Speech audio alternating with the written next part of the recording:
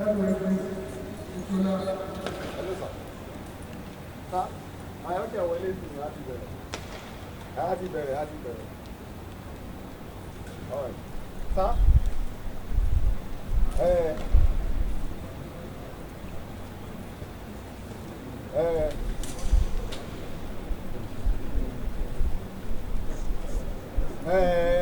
I've been snap. Okay, okay. Kọ́ tó parí. Kọ́ tó parí.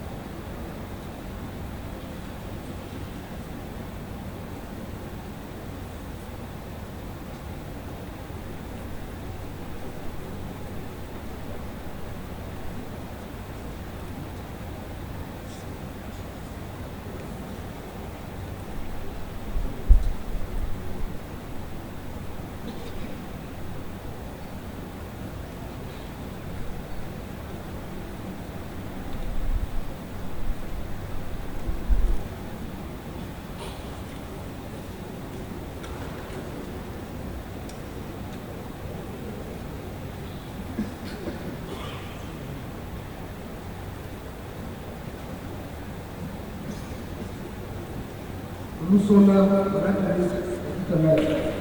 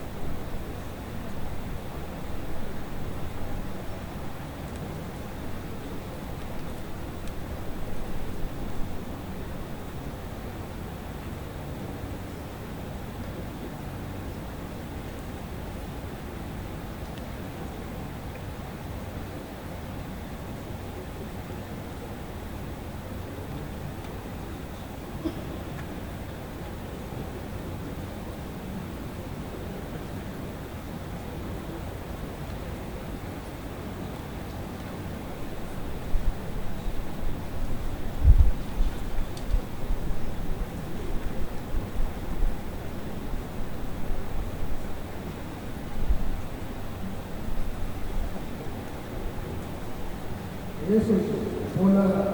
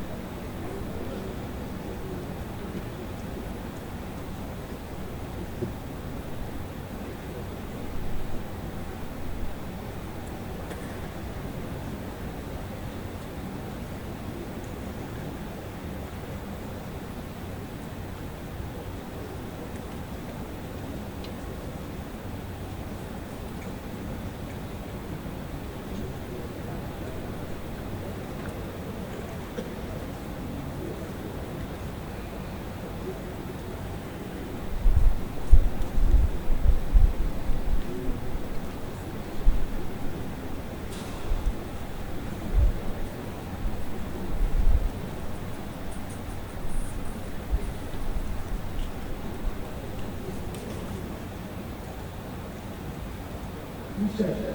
I will give you.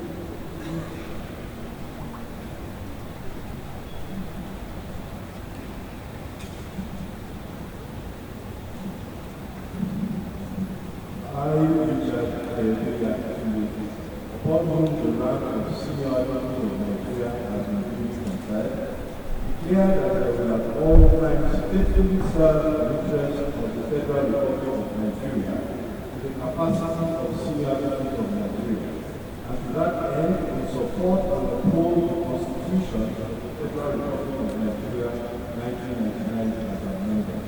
That I will to the best of my ability assist the courts of justice duly established in the Federal Republic of Nigeria in the performance of the constitutional functions, and that I will at all times uphold the dignity of the rank of senior advocate of Nigeria. So help me God.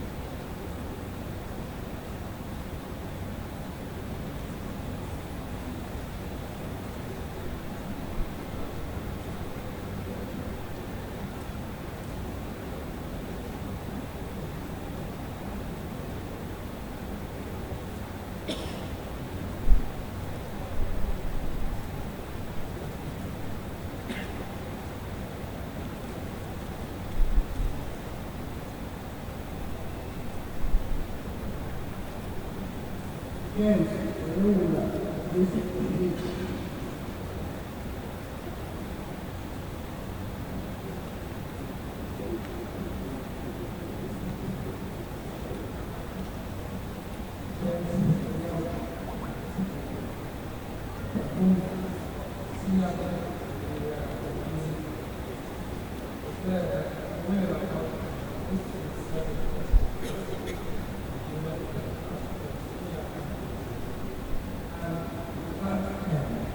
support of the Constitution. I will duly establish the Federal Republic as per the Declaration of Functions, that I will uphold the dignity of the realm of senior advocate of Nigeria.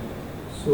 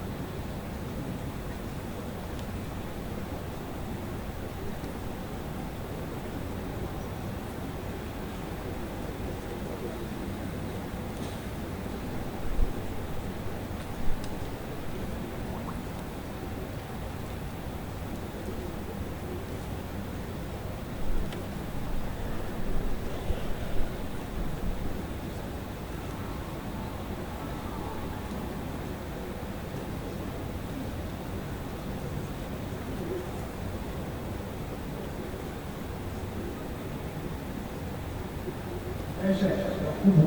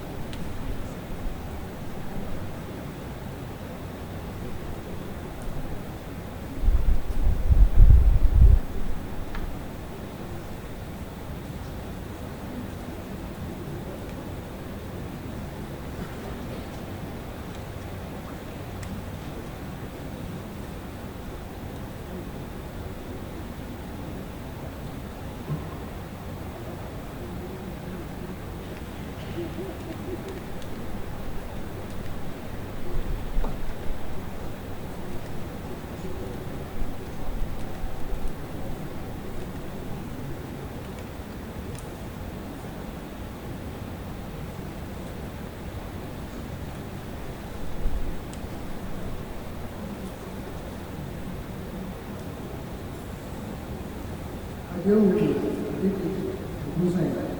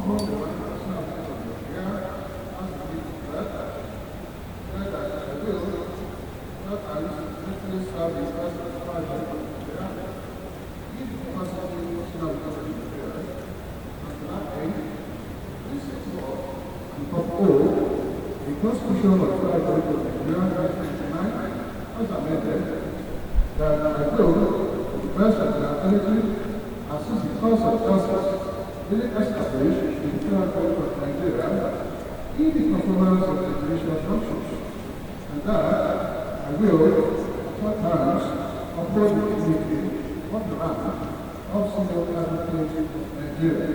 So help me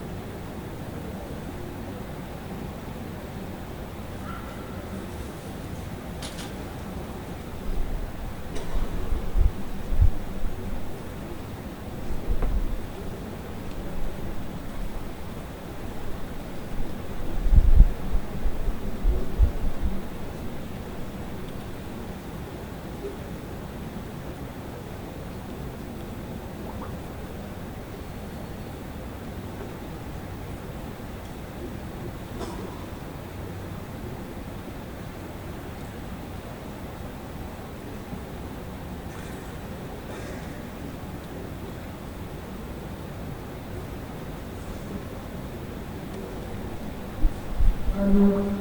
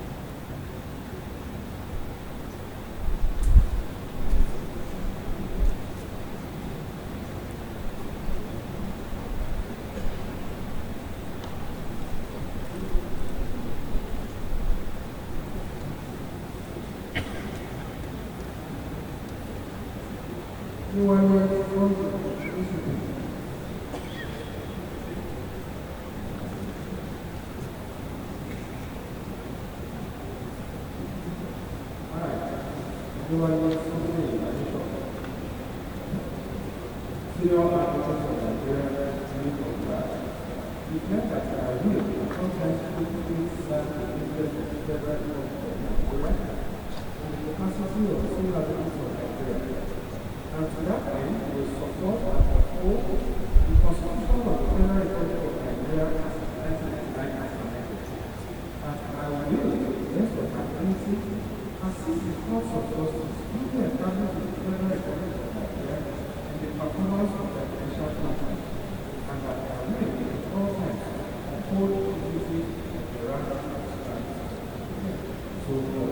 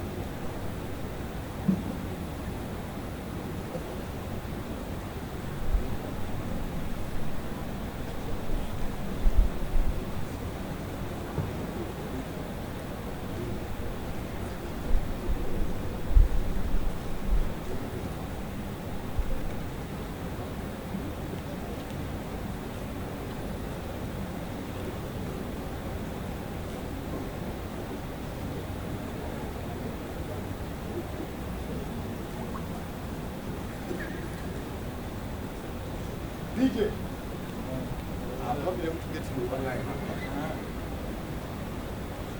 Where have you been? Why did you resume on time? We didn't see you Wednesday, Thursday, Friday. So you went to the village.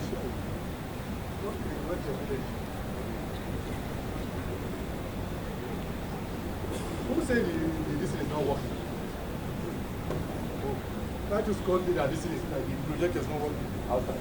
The projector is off now. Is the TVs are not working.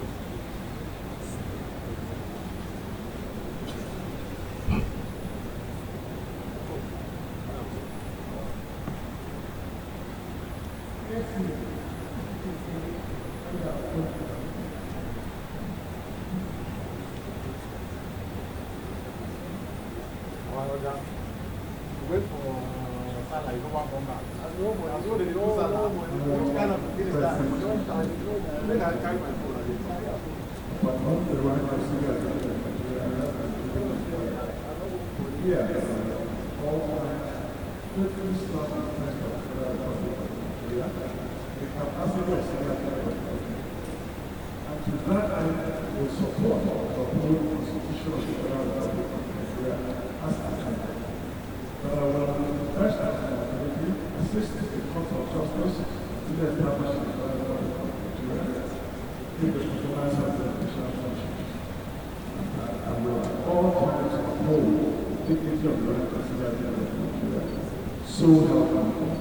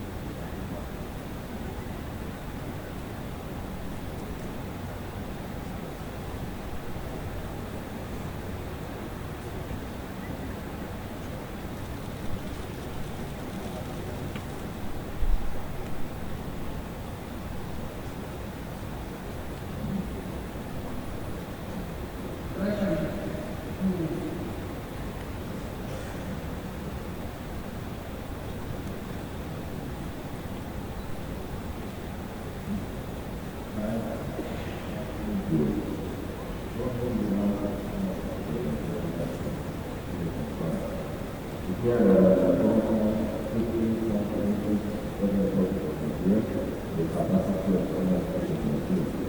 To that end, we support and oppose the constitution of the Federal Republic of Nigeria. And we, because of that, assist the court of justice in establishing the Federal Republic of Nigeria and the performance of the chapter that are will allow us to oppose the people to the right of senior education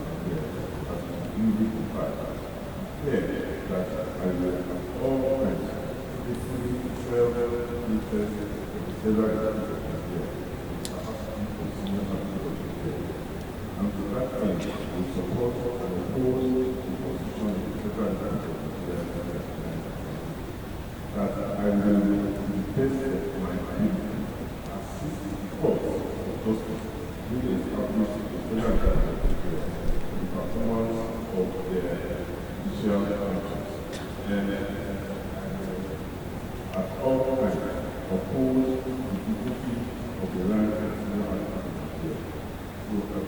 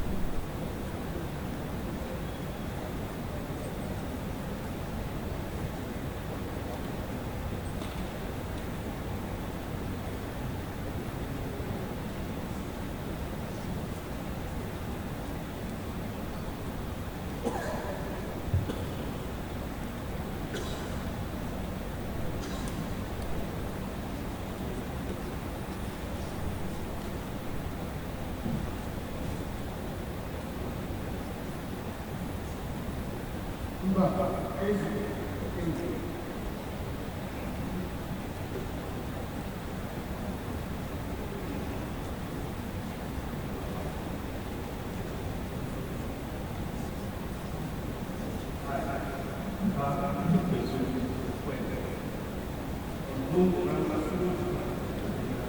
as the duty let the will and corporate serve the interest of the people, capacity for civil and that will support the whole constitution of the Supreme Court, 1999, and that I will do the best of my ability assist the courts of justice duly established in the Federal Republic of Nigeria, human security. I will at all times uphold the dignity of the rank of senior and so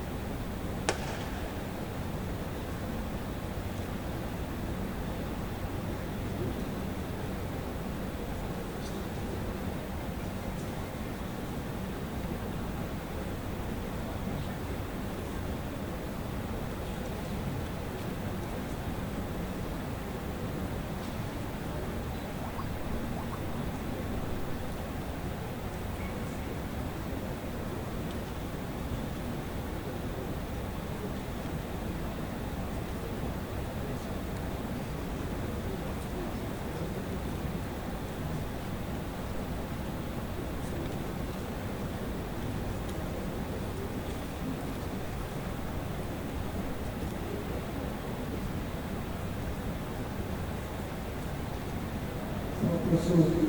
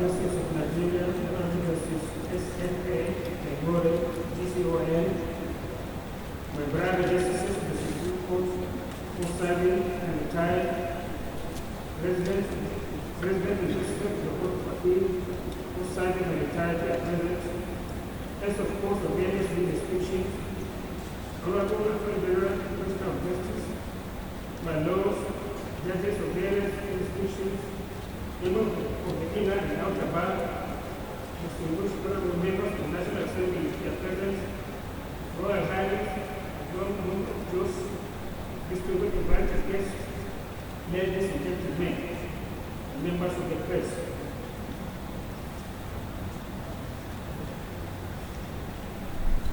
On behalf of the Supreme Court of Nigeria, I wish to extend a sincere welcome to this opening ceremony of the 2016 and 2017 legal year. It is with immense pride and great sense of achievement that we are here today to be part of this occasion. This year's ceremony is all more poignant and marks the commencement of my final legal year in service of my nation. Nevertheless, I am proud to say that by the will of Almighty Allah, and leaving the Supreme Court in a better shape court has witnessed numerous improvements both in terms of physical infrastructure and statutory functioning that will no doubt put us on the path to greater accomplishment in the future. This legal year has certainly been an eventful one, where rose against provided times and schools, blistering winds, and gales forces. Indeed, we must appreciate and commend effort made by our justices and all judicial officers and staff of the various strata judiciary towards enhancing the administration of justice despite the various attacks and challenges to our independence, none more so than those directed at this High Court. At the beginning of every legal year, it is expected that we count our good deeds and accomplishments of the Supreme Court with the reduced mere numbers, that is, the number of appeals determined as against the number of cases filed as a way of establishing success of the court. However, I believe the true test of our success is whether this circuit court has done justice in a way that our people can say that justice has indeed been done and safely done. Without sounding like a judge in my own case, I strongly believe that the Supreme Court has achieved this objective. The impact of the decision of the Supreme Court have not only been just, but they have served the cause of justice. The Chinese philosopher Confucius counsel that one must study the past if you would define the future. In true time-honored fashion, the legal year speech is a statement of intent as to the state policies and objectives that the Supreme Court proposed to embark upon. I must also reflect upon the court's achievements and identify past challenges as well as steps taken to address them. I dare say that the 2015-2016 legal year, our court confirmed its status as arguably the most overworked Supreme Court anywhere in the world. This was characterized by the near Herculean hearing of 1,489 matters, consisting of 908 motions and 581 appeals, and delivered 268 judgments in that period. Indeed, during this period, we received about 10 new appeals a week, most of which were interjudicial appeals in nature. Consequently, we have taken a historic step towards expansion of the single track of justice delivery in the court by allowing for appeals to be mediated when the parties and issues permit. The last legal year witnessed transition in the ranks of justices of the Supreme Court with the appointment of one new justice to join the rank of the court in the person of Honorable Justice Daniel Sanusi, JSC. While we are waiting for the confirmation of the appointment of two justices of the court by the Senate, the National Judicial Council is expected to consider and recommend to the President of the Federal Republic of Nigeria the appointment of two more additional justices to the Supreme Court at the sitting on the 20th of September this year. We also held an judicial research sittings in timing of two of our brothers in the person of Honorable Justice John Olabi Fabi, CFR, and Honorable Justice Sefula Mukata Kumasi, CFR, with a well-deserved life of pleasure and rest. I thank these distinguished jurists and gentlemen for their invaluable contribution to the jurisprudence of the court, and the rest assured they are solely missed by us all. On the sad note, the Supreme Court also witnessed the passing away of Honorable Justice Nikitobi, CON, a retired justice of this court. His death was a stark reminder that Almighty Allah has given each of us limited time to shine, and His Lordship giving His shine brightly as judicial officer of this nation. Thou, His light, physically gone out that country in the way, yet we remember the many poems that describe such colossus of the law.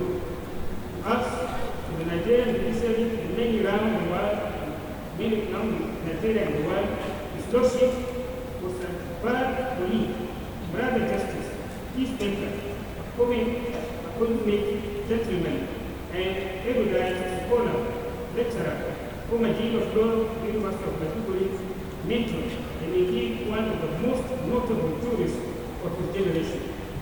His lordship, integral contribution are remembered fondly, and I dare say that he will be missed by us all. Despite the vibrant factor of these eminent jurists, the Supreme Court has largely successful in effectively adjudicating and administering justice in the face of significant challenges, both from within and outside the judiciary, that threaten the institutional integrity of the entire judicial system. Administration of justice. My Lord, this gentlemen of the bar, in the past year, the judiciary has once again addressed the perennial issue of delay in the administration of justice. While the world rushed with us 8-long rhetoric that justice delayed, justice denied, action of my key stakeholders, particularly members of the bar, are often proven to be far from these words. Although new laws and practice directions have been enacted in aid of speeding up the administration of justice, incessant delays remain and curated by challenges from these seeming events on continuing to live in the doldrums of the past. Sadly, certain members of the bar are conspicuous in utilizing unethical, frivolous applications and appeals, multiplicity of actions in course of ordinary jurisdiction and other acts of economy to frustrate speedy dispensation of justice. These abuses of court process not only occasion delays, but also diminish the standing of the justice system and the legal profession in the eyes of Nigerians. Persistent delays result in the ripple effect of deliberately frustrates due process. Indeed, the opportunity cost of the listing of a matter that is manifest waste of court time to delay the hearing of other matters which may involve the liberty of citizens or protection of another from harm. Suffice it to say that the Supreme Court takes being due of such delays, and we will constantly introduce measures to reduce delay in the administration of justice, as the past year's statistics will doubtlessly testify. Likewise, a plethora of high-profile cases, our determination that justice be done has been borne out regardless of the parties or consequences of such adjudication. In the wake of the myriad political appeals filed in the court after 2015 elections, my colleagues and I went extra mile by sitting till usually late hours, sometimes after 11 p.m. in order to conclude appeals, especially that these had a potentially far-reaching effect in the lives of our citizens. Indeed, we are obliged to sit even during the court vacation in order to dispense matters as required by the Constitution to the laws of Nigeria. Furthermore, certain panel that initiated in the Supreme Court continue to sit on Wednesdays, in addition to the normal panel sitting in chambers on the same day. This initiative continues to report resounding successes and has resulted in the speedy disposition of appeals that help them to gain public confidence in the court. I must therefore place a record that Justice of the Supreme Court of Nigeria, the hardest working Justice of the Supreme Court anywhere in the world, must receive the due ovation, the sacrifices made and deprivations endured in the performance of my honorable duties in the interest of justice and our dear nation. Nevertheless, we will not rest on our laurels. I therefore urge all judicial officers to ensure that the immediate determination of all cases, especially criminal cases, utilizing the Administration Criminal Justice Act and 2013 practice directives on serious crimes that were specifically enacted to address delays in the case of determination of serious crimes. It is with great trepidation and dismay that I know the growing trend of the disregard for laid down precedents and decisions from various levels of course, even the appellate court. Hence, it falls upon me to remind judicial officers of the fundamental legal principle of stare decisis as aptly presented by Professor Mwabojo, who stated in the court, only a court of law has the power and the right to authoritatively and conclusively what the law is. And once the superior court of record has spoken, then its pronouncement, however perverse or bluntly wrong, it may appear to be established the law, unless and until it is reversed on appeal by the higher court.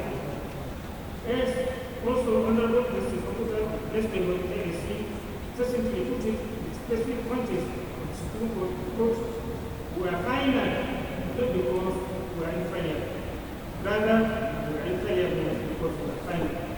Therefore, as posited by the Justice Calcutta, the United States in the case of Kuka vs. Ireland, because a court of law is composed of fallible men, it may act. But the vision of its error must be done by orderly process. My Lord, members of the bar, it is also necessary to state that according to the Constitution of the Federal Republic of Nigeria, 1999, the decisions of the Supreme Court remain final until the Supreme Court law decides otherwise. As such, it is the line of the foregoing that I am the firm conviction that every court in Nigeria is bound by the decision of the Supreme Court. It shall not grant different outcome from those expressly laid down by the Supreme Court. Such patterns from President therefore risk creating a type of confusion which is inimical to the trust imposed in us by the people and the risk of our reputation, our integrity, and even our existence by such indiscipline.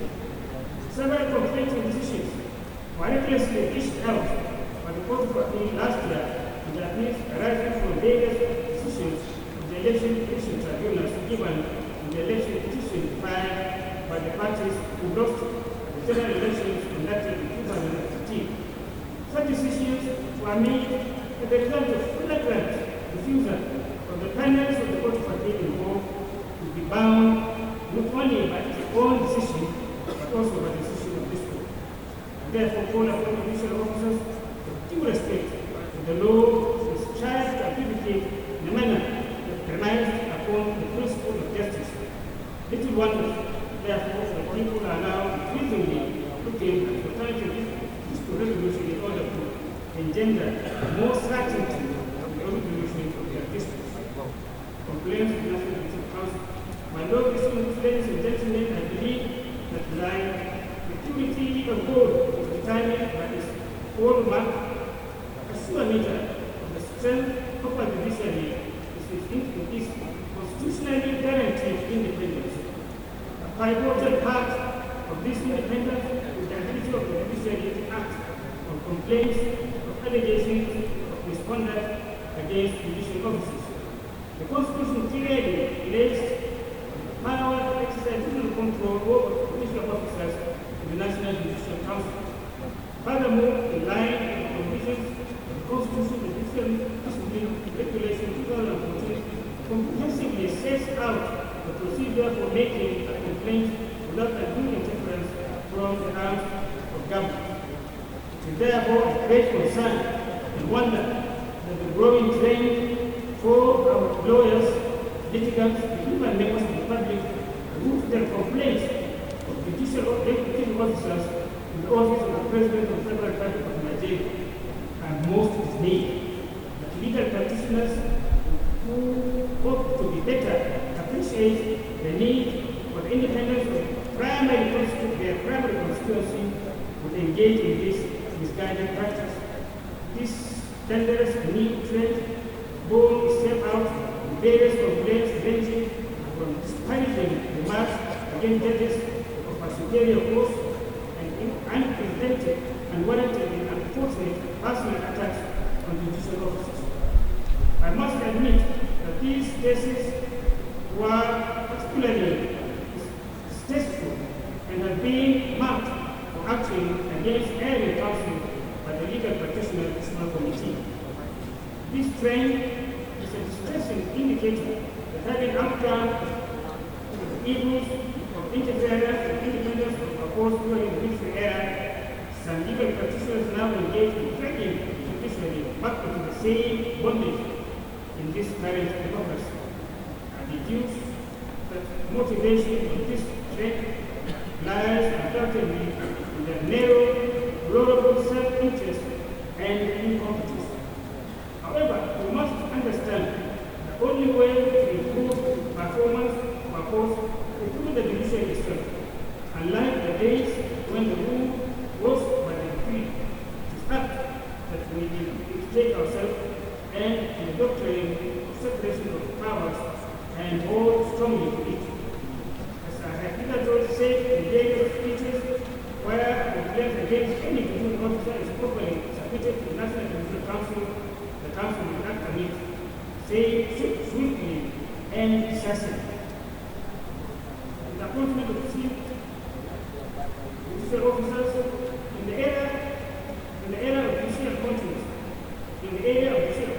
there had been in the past major criticism of the processes of appointment of judges, and I am glad to report that the previous 12 months was so great changes in the integrity of the system of appointment to the bench. Some assumptions, since the office I have worked so strengthen the process through the use of the 2014 revised National Judicial Council guidelines and procedural rules for appointment of judicial officers of all superior courts of records in Nigeria. The National Judicial Council new guidelines provide more comprehensive, robust, and transparent method of appointment, leading to the emergence of only the best legal minds in the high moral standards and transparent temperament to serve as our judges. The judicial views of this innovation, I dare say that the last appointment for new judges of various courts was overwhelming success. My lords, distinguished ladies and gentlemen, even that this is my last legal year speech, I must use this medium to address the speculations that have arisen as regards the appointment of persons to the office of Chief Justice of Nigeria.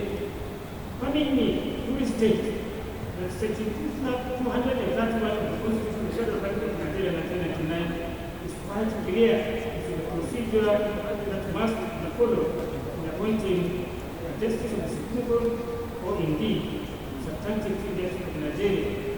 The National Judicial Council recommends, the President of the Federal Republic of Nigeria approves, and the Senate confirms such appointments. While I will admit that there is no constitutional restriction as to why those to be appointed are selected from, the long-held practice, which I dare say has been political, transparent, and fair, has been to appoint the most senior Justice of the Supreme Court, the office of Chief Justice of Nigeria. With the exception of 2 Chief Justices who were appointed from outside the Supreme Court during the military era, in exceptional circumstances, this system has proven to be seamless, predictable, respectable, and dignified. The idea that we can appoint a legal practitioner without proven experience or temperament or character developed through years of participation in adjudication may indeed be fraught with risk, none greater than the risk of creating another sanctuary for bad lawyers or reducing the office of Chief Justice of Nigeria to one that can be lobbied for. will undoubtedly end in a person hard justice system and must be strenuously resisted. As experienced judicial officers, having served on the bench for average 5 years or more, prior to the elevation of the Supreme Court, we know each other very well. We know each other's weaknesses and strengths. But most importantly, we know how important the judiciary is to us. We have dedicated our lives to the judiciary and accepted our calling as judges. We know that the judiciary is our home. Our independence is intrinsic in us. A firm sense of justice can also be developed, forged, as it were, in the finance of practical jurisprudence rather than one recently adopted. Constant is subject to the direction of the political wind like a blade of grass bends as to the habitat breeze.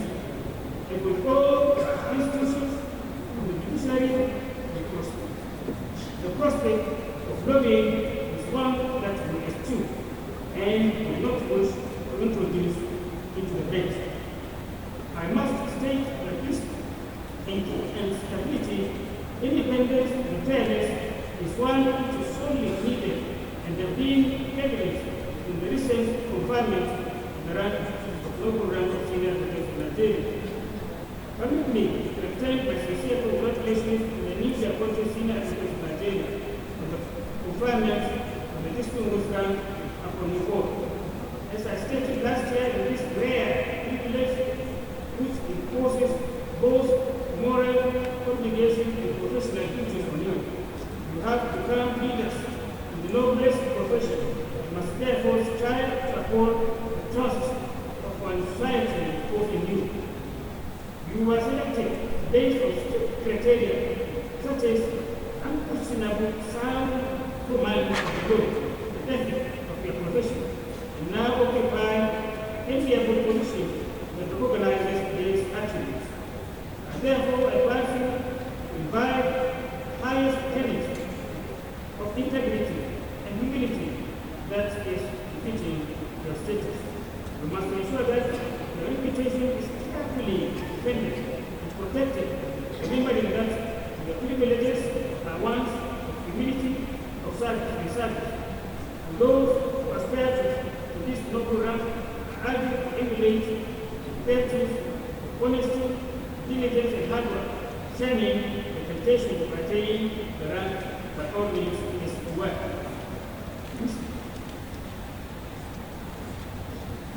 Institutionally, the last legal year oversaw the consolidation of the ongoing reforms to make the process of selection more reflective of the work the Legal Professional Tribunal Committee had done to ensure transparency and fairness, thereby eliminating the risk of bias and possibility of preferential treatment of candidates. Desirous of improving the process, the Legal Professional Tribunal Committee, acting under its powers set out in Section 5 of the Legal Professional Act, enacted the guidelines for the confinement of the work of senior Nigeria 2016, which has now been gazetted and is already in force. The new guidelines sought to ensure that award becomes independent indication of excellence in the legal profession, remove racial consideration of ethnicity and origin, and ensuring self-financing process that ensures that the rigorous screening is embarked upon. These guidelines have, in my opinion, entrenched a more victorious system for the selection of those men and women who have been deemed worthy of confinement. A perusal of paragraph 19 of the said guidelines, for instance, would be that the minimum standard of competence expected of the candidate and utilized in the screening process, thus infusing quality, transparency into the process. Indeed, enactment and meticulous publication of the new guidelines have ensured the current set are the most scrutinized in the history of the confinement noble grant of senior advocates in Nigeria. It is also worth noting that this set of applicants were also among the most qualified in a very long time, with all applicants scoring above the cut-off marks, which I assure you that it was not easy feat. Furthermore, for the first time, since the inclusion in the compulsory criteria law officers inspection, paragraph 15 of the Legal Practitioners Development Committee's guidelines 2013, were seeing candidates whose facilities reflect the standard expected of confinees of the rank. I was particularly impressed by the report of the safe inspection, which indicated that the facilities of all the solicited persons were in their words outstanding. No doubt the process was exhaustive, brewing all concerned and ensured that only the best candidate emerged. In combination of their efforts in improving this year's exercise, I also express my gratitude to the members of the committee for their investment, time, and effort safeguarding the selection process and underpinning saying with fairness, equity, and good conscience.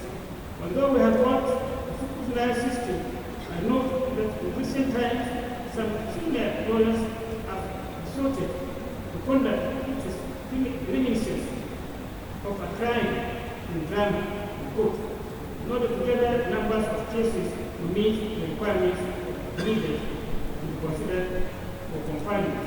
Certainly, it is not uncommon to hear lawyers presenting courts brief held by their colleagues at appellate courts, including even the Supreme Court. I must say that nothing is worth the declaration of esteem attack to the rank of senior advocates and is stated as a word of consistent demonstration of excellence. Our noble profession should not be populated by fraudsters, thieves, and liars, nor by persons who believe in the maxim that the end justifies the means. Ours is a profession where integrity is worth more than gold, and good name more than its weight in platinum. It is saddening to hear the post of insults directed at some judges from some senior advocates and senior members of the bar whose words are often outside context. The tradition of maligning judiciary in order to demonstrate previous professional credentials as radical must stop. I urge the leadership of the bar to be more proactive in disciplining such errant counsel in defense of the integrity of the judiciary and legal profession. I dare say that no sane person harvests his crop by burning his field. A word is indeed enough for the word, and I urge the judicial officers to ensure that such behavior is decisively dealt. It is our quest to provide a speedy and portable transparent justice system in Nigeria judiciary, adopting the use of information and communication technology in order to bring our post-process in line with the expectation of our millennial generation of citizens who crave a swift 21st century system of justice. In a year of inevitable change, the Supreme Court became a pilot court for the judiciary's drive the historic branch of Nigerian case management system software, which was developed in order to facilitate the transition of a paperless application system through the automation of the processes of filing, service, and notifications, and via hearing notices, among other innovations. In addition to the development of the Nigerian case management system, the judiciary also developed a unique exclusive legal email system known as Nigerian legal email system that has been rolled out to facilitate easier and secure electronic communication between the Supreme Court and members of the bar. At present, more than 2,772 lawyers have activated the legal email, and which represents over 131% increase in just 1 month. I would like to use this opportunity to acknowledge the support received from the past president of the Nigerian Bar Association, the first SCA, in this regard. I'm sure we will receive the same active support from the incoming leadership of the bar. Similarly, the course infrastructure has been upgraded and our courtrooms are being electrified with modern course technology hardware to enable states to add paperless operation to utilize in advance of its eventual rollout on the species in Nigeria. Given the rare review of the case management software received while being adopted by the chief justices of 5 Caribbean countries earlier this year, will have an independent assurance of quality, robustness, and obvious benefits of this software of the future. My lords, ladies and gentlemen, will agree with me that speed and dispensation of justice is only possible when equity facilities exist. We also concur that with federalized structure, several state judiciaries in Nigeria are slightly handicapped by the acute shortage of resources necessary to ensure smooth administration of justice. Nevertheless, the various states, of course, and chief registrars have to be resourceful in order to provision our force and improve service delivery. This informs the efforts made by the Supreme Court to upgrade and improve upon its facilities in order to provide clean, comfortable, and conducive environment to court users despite our limited resources.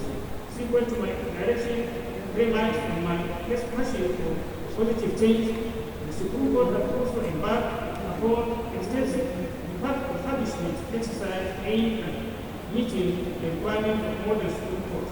Our course, audio, visual, equipment, and IT solutions will finally completed will comprise of a digital conference system, room audio system, video board projections, display of monitors, video conference system, cameras, and an audio-video control management system. In addition, there has been an upgrade of the security architecture of the court in response to current security challenges in the country. We installed scanners are working perfectly, and I'm sure that the way into the court. I'm sure growth, distinguished investment, efforts are being made to secure the court through extensive use of specialized visitors card and security department to ensure only authorized person can visit various parts of the court at any given time. There has been also training, addition to, of course, automatic doors system clearing the logo, which documents improve entrance to the court, ensuring effective security of the court users. We are also determined to improve upon physical ambience of the court through the growth of flowers, landscaping, increased soft furnishing that aim to provide improved user experience to our court users. Judiciary perhaps more than any other arm of government faced adverse economic conditions in the past year. We would like to aim to note the effect of that significant loss of national revenue, but also our budget and the ability to meet basic needs of the court. Notwithstanding the reduction made in the budget allocation of the judiciary, we have assisted and appropriately the need to uphold staff, and we should continue to work assiduously to ensure that basic working conditions and welfare of the staff are met. By those distinguished ladies and gentlemen, I winding down the speaker here speech, I must confess that I do so with certain sense of nostalgia. I also do so with firm knowledge that since my elevation to this noble court, I put my hands in the provided blood, contributing my quota with the decisions of the court and my attention to the regular development of our jurisprudence. I'm satisfied that initiatives introduced by my predecessors and I have steadily led to the improvement in the procedure of business of the court. I am similarly confident that this will continue with the achieved when the baton is transferred from my successor. I'm proud to have witnessed many developments in the administration of justice while being part of the Supreme Court that I can rightly regard as a hamper nation and veritable defender and guarantor of the democratic rights of our citizens. Beyond the statistics, this court has consistently proven to be successful in engendering greater judicial certainty while the decision of the Supreme Court on such diverse issues and the status of the card reader will stand the test of time. On a particular encouraging note, I'm glad to have also worked in establishing the first court-connected ADR facility in the Supreme Court. I feel rewarded to be departing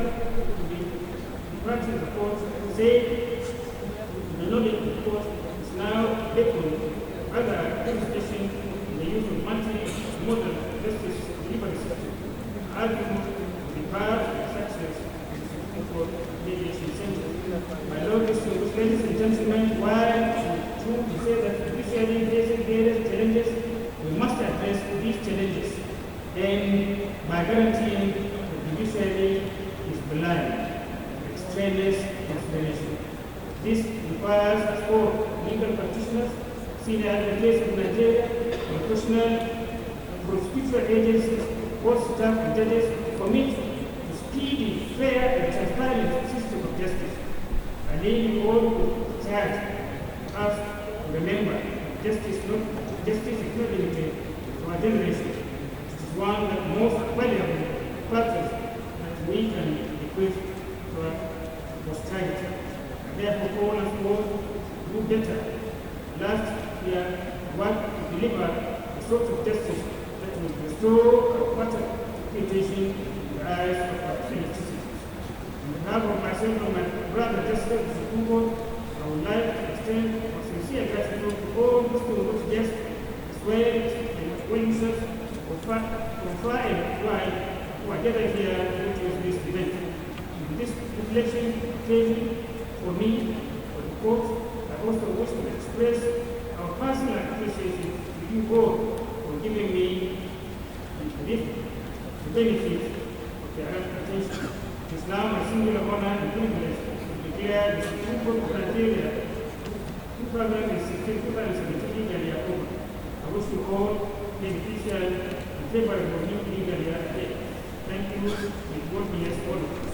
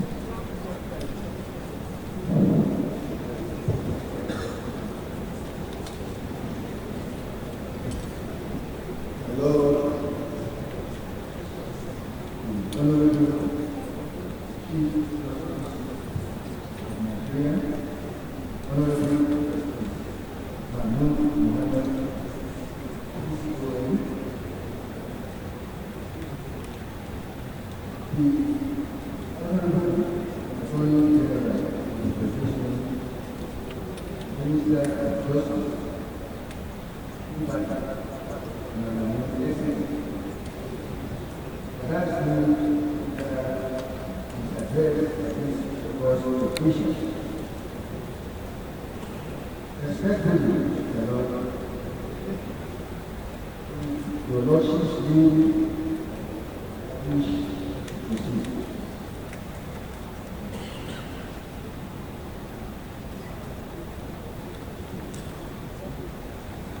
My Lord, Chief Justice of Nigeria, and Honorable Justice Mahmoud Mohammed, CON, all justices of the Lugo, Lord President of you, all the justices that are present, Lord Chief Judge of the High Court, and other judges here present, Lord Chief Judge of the Federal Capital Territory, Lord President of the National Industrial Court, my Lord Chief Judges of States, distinguished members of the bench, President of the Nigeria Bar Association, P.P. Amon, SAA, Learned Senior Advocate of Nigeria, Learned Athletes, members of the press, distinguished ladies and gentlemen. I am highly honored by your invitation to deliver this speech on the occasion of the commencement of the 2017 year, as well as the swearing in of the newly appointed Secretary of Nigeria. These two events are significant milestones in the calendar of the Nigeria. Taken together, they offer us a rare opportunity to be appraised state by justice today, to celebrate their peers who have established themselves an area of senior Nigeria, and dedicate ourselves that of being more humane, efficient, and Nigerian. Hello, distinguished ladies and gentlemen, I must commence my address by expressing our gratitude to Almighty God, by whose grace and progress we are all here today, witness commencement of the year. It is my prayer that we shall all move to divine faith throughout the year, ending successfully with success during the previous year.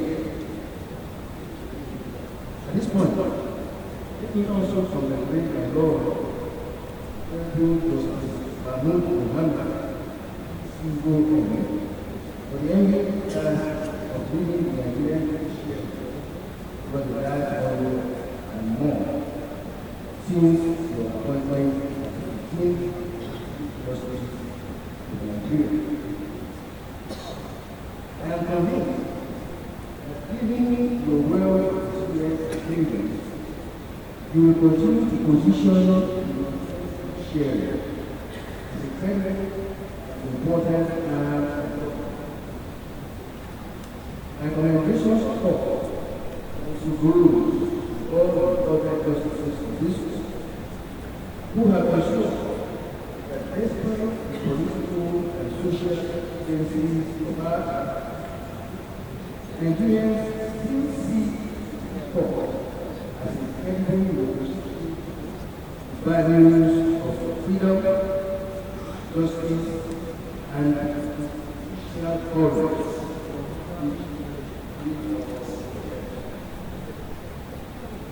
The little year, under the Commonwealth offers us to reflect challenges of the past year, review the strategies we will confront them, celebrate our successes, appreciate our limitations, project the future, improving on the present. This year's different.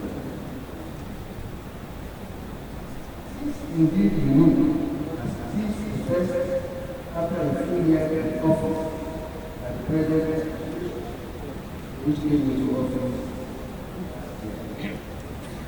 By its public announcement and action, the federal government has clearly identified a legal system, a different component address issues that agenda are the issues of national priority to enhance safety action and prosecution of suspects in line with the rule of law. The prosecution campaign against corruption is a strong emphasis on recovering in Nigeria and sanitization of policies, processes, and all aspects in order for institutional and remote influences in this country. We understand that the judiciary is expected to play a significant role in line with the constitutional power pursuant to Section 6 of Section 6C of the 1999 Constitution as amended. In this case, the judiciary was continuing to take steps towards forming systems and processes to facilitate speedy dispensation of justice, improve the quality of service delivery, gender intercultural respect, and purpose. Achieving this cannot mean to suggest that the quest to do social justice and protect the public interest as distinct from the extreme interest in protecting personal life must be paramount in the judicial examination.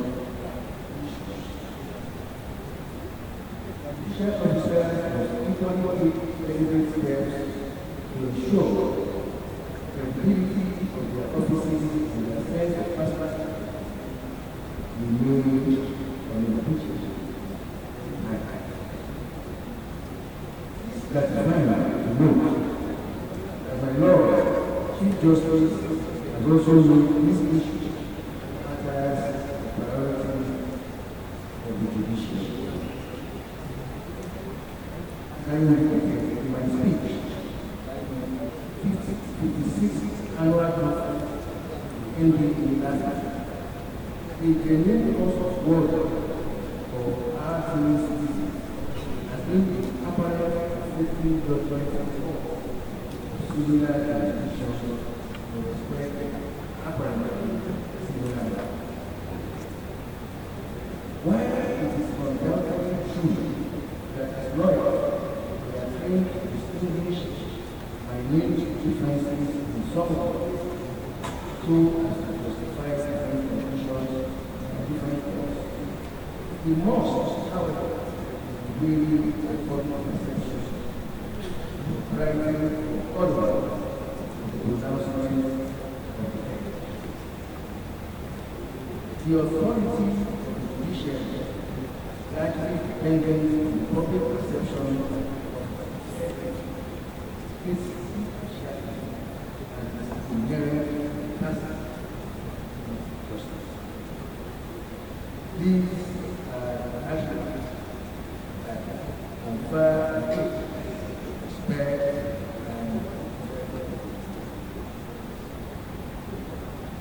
judiciary must therefore move fast to prevent the continuation of any practices or intimidation by any of its men, which will lead of this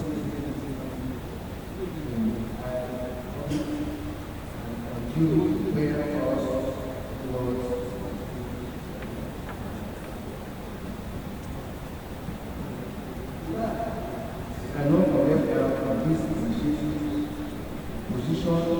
position as indicated progress in national affairs. This connection, I was congratulate President of the Zambia Association, Mr. A.B. Mahmoud SME, and Executive on your recent action. Also congratulate distinguished successor in office, Mr. Austin Jacob, a grand member of the bar, and the recently successfully received offer in the Zambia Association. Completion and commissioning ending Abuja is equally critical theme.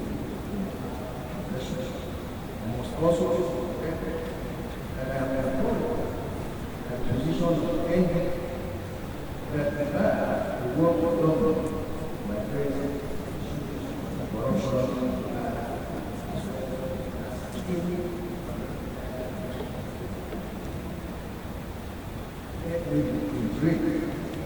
that even the historical role in our democratic process, it must continue to seek itself the critical status in our national social economic journey, as well as a prime enabler for the improvement of the justice delivery system. To play this role efficiently, we must also take steps consistently reaffirm the credibility of legal practice and practitioners in the country. Towards this end, legal practitioners disciplinary committee must be supported by us to deal with cases of misconduct that have been identified in the issues. I implore the legal practitioners under this committee to put in place necessary monitoring mechanisms to ensure that those educated the right procedure authorities of Nigeria continually remain work right and offer leadership to the profession, not only in terms of cultural competence and advocacy, also in the critical of the ethics and proper conduct outside the laws. Since we are both countries and now talk, today our new senior authorities of Nigeria who are being sworn in consuming your oil, labor, and the painstaking selection process through which you are demanded that you are deserving of this eminent right. Therefore, charge you to remain shining lights in the practice of law within and outside Nigeria. I must, however, hasten to add that their corresponding duties and responsibilities that go with the new grant. The senior advocate of Nigeria has a duty to exhibit the highest form of decorum, discipline, and dedication to the cause of justice and fair play.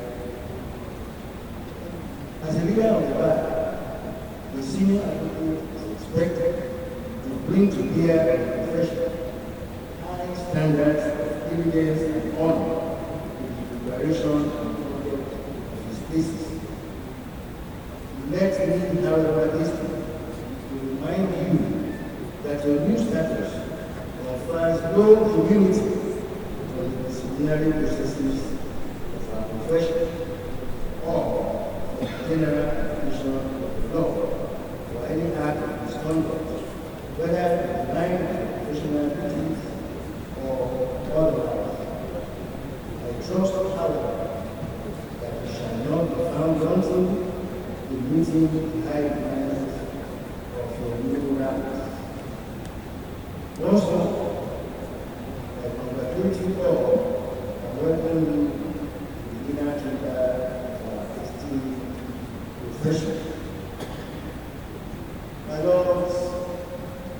distinguished colleagues, ladies and gentlemen, in conclusion, I thank my Lord Chief Justice of Nigeria once again for the privilege of this speech. I look forward with enthusiasm to a vigorous and glorious school year ahead, and urge us all to work towards the entrenchment of the rule of law in all aspects of our national life, and for continued support for the ongoing initiatives to build a new nation founded on stability, equity, and due process in all aspects of national life. I wish each and every one of us good health, divine protection, and unquantifiable success in the course of the 2016-2017 year. Ladies and gentlemen, I thank you for your attention.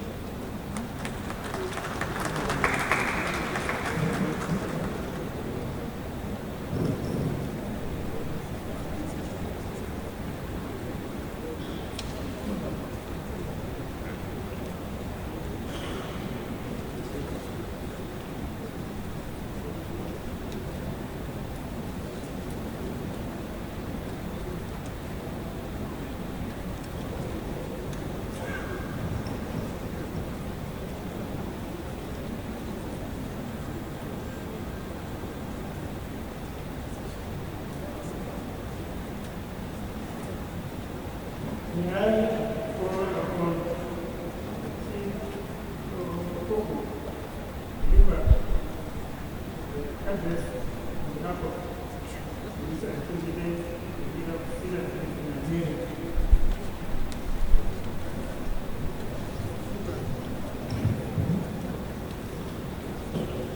Thank you, my Lord.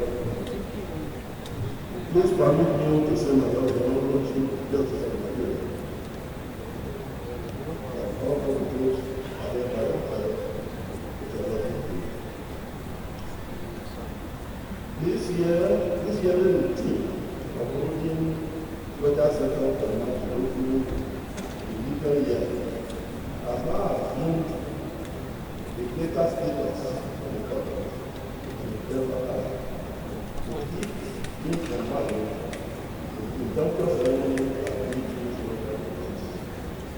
Every Chief Justice of Nigeria, indeed every Justice of Appellate Court, look forward every year to the gathering of the executive power of the Attorney General, the various judges of our courts, the members of the only learned and honorable profession of law, members of the press, and members of the public to deliver publicly speeches from both arms of the profession of the Attorney General. By their nature, these ceremonies are preceded by the annual vacation, where judges are expected to allow and enjoy their well-deserved rest in preparation for the task ahead in the new legal year.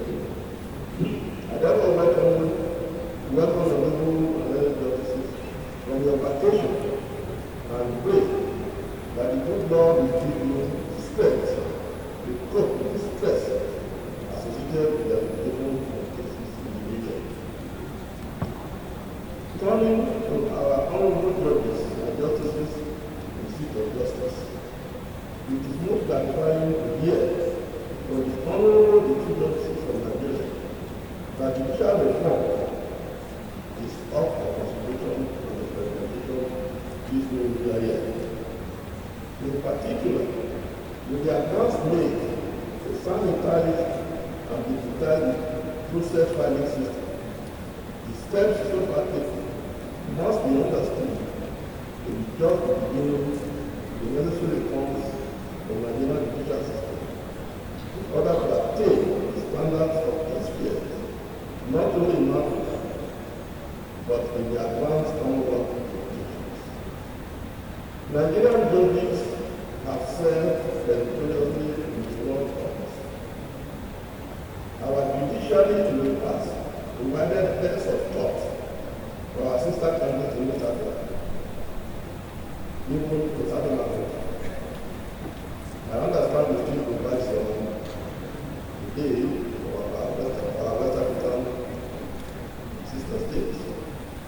If we did this, then we can do more. In our national assistance today, no one needs to be told that the bar and the bench are a crossroad. But the judiciary, the nation in recent past, has witnessed the show of shame brought about by court of government jurisdiction, assuming the jurisdiction to hear the same case between the same parties and to make judgments that are totally in conflict with one another. For the Chief Justice of Nigeria and the National Judicial Council, this is a very embarrassing development. I call on the regulatory authorities to take steps immediately to do the damage control so as to save our justice system from this other region. This is not just a matter of law. Conflicting judgments go to the very root of the judicial system. If the established principle that trial courts have no power to set aside the public obligation, the established principle that the courts of public jurisdiction cannot overrule themselves or set aside each other's judgment, that the Court of Appeal itself cannot overrule itself are commonplace. One wonders how come that conflicting judgments still here and there without here. The National Judicial Council has to let Nigerians know what went wrong and what measures have been taken and are being taken to prevent such reoccurrence. As for members of the bar, there are repeated reports of conduct gravely unbecoming of gentlemen occurring rather frequently. These types of conduct are responsible for public perception of the judges and lawyers as unreliable and corrupt. This ought not to be. The Nigerian judiciary has standards, and these standards have to be maintained if they are to continue to be relevant in the fast-changing world in which we live. If we lawyers and judges who operate in the justice sector accept the duty or the need for change, then we all must also accept the necessity for the change we expect to begin with us. We must work to assist the judges in the fulfilling of justice, and the Honorable Attorney General of the Federation and the States in the prosecution of cases in court. I turn to the successful and fortunate members of the bar who have been honored and conferred with the rank of senior faculty of the region, and congratulate each and every one of them for scaling through the process. I have to remind you that apart from other qualifications, the Privileges Committee has found that each one of you has, and I quote, achieved a distinction in legal profession. My emphasis is that this distinction that has made you a senior advocate is an asset which you must strive to hold and enhance for the remaining part of your life. It is not a matter of giving you an option. You have been adjourned to achieve that distinction. Nothing short of that distinction is acceptable from you henceforth. I must remind you that you do not cease to be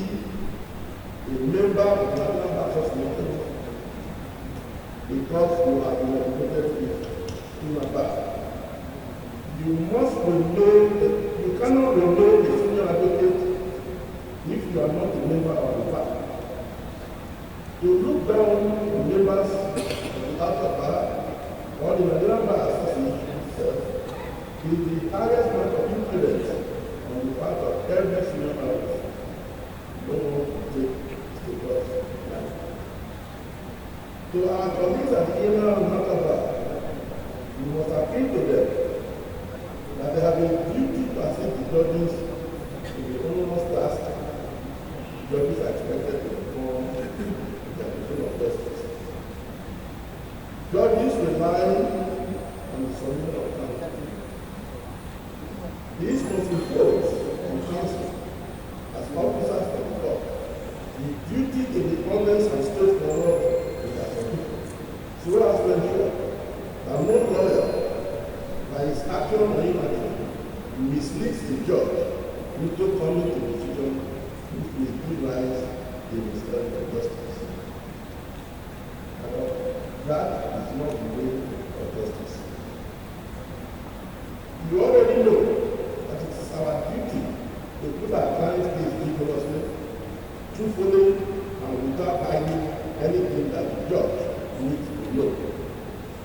This is because the lawyer's duty to justice and to the court is more important than the duty he owes to his client. After all, the duty to his client is to present his client's case, do all that he can lawfully do in favor of his client. But this cannot be justified if the end product is to mislead or mislead the judge or take advantage of him in any way. Every lawyer must know that the pains of injustice inflicted on a victim last forever. There are some litigants out there whose briefs you must reject. A client in a civil case went to the lawyer to represent him. He said to the lawyer, I want to win my case, and I must win the case, and that is ready to pay fees. The lawyer agreed to handle the case for him and fix his fees. The litigant asked the lawyer, are you sure I will win the case? The lawyer said, I'll do my best to win the case. The litigant then got up, gathered his file, and as he left, he said to the lawyer, sorry, you are not my kind of lawyer. My kind of lawyer is the one who will do what is best to win the case. Please don't accept the brief of the kind judge to do what I want is lawful to win your case. The Nigerian Bar Association has not come up with the rule that the conduct of lawyers are to be judged not only by what they do in court, but by their words, actions, and purposes in and out of court. This can only be for the good of the profession that is fast losing its reputation in a society that is very skeptical of things being done transparently. Let us show that there is a difference between lawyers and other professionals, and that the humanity of Nigerian people. That is what will earn us honor and dignity. In the very recent past, that we observed that lawyers do not read the body of the judgment before citing the pronouncement of the judge at the issue in the case. Perhaps it is time for us to get back to the 5 years of honorable justice. You, the Socrates of the Supreme Court, he said the ratio of the case is what is decided on the basis of the issue joined by the parties as established by the evidence accepted by the judge. The pronouncement of the judge, no matter how high the hierarchy, cannot constitute a binding judicial decision unless it is stated to the issue driving the case. And in fact, Secretary of State, this has always been the basis of the principle of judicial question. The recent experience of counsel citing a dissenting judgment of the basis of the Supreme Court as the judgment of the Supreme Court must be avoided. And we must go with their logic to watch out for such unethical behavior on the part of some lawyers and to identify such misdemeanors so as to protect themselves from being misled in the discharge. I have said that all judges have made their mark and will continue to do so. There is an aspect which we need to look out for, which I feel is not properly handled at the moment. It is on the matter of control of the proceedings in court. At all times, judges must have control of their courts. Incompetence and flimsy excuses by lawyers ought not to be rewarded with an easy adjournment. Litigation is a business and must be pursued in a business-like manner. Delay is well known between justice. I feel therefore that our judges must be the master of their courts in the conduct of basic law.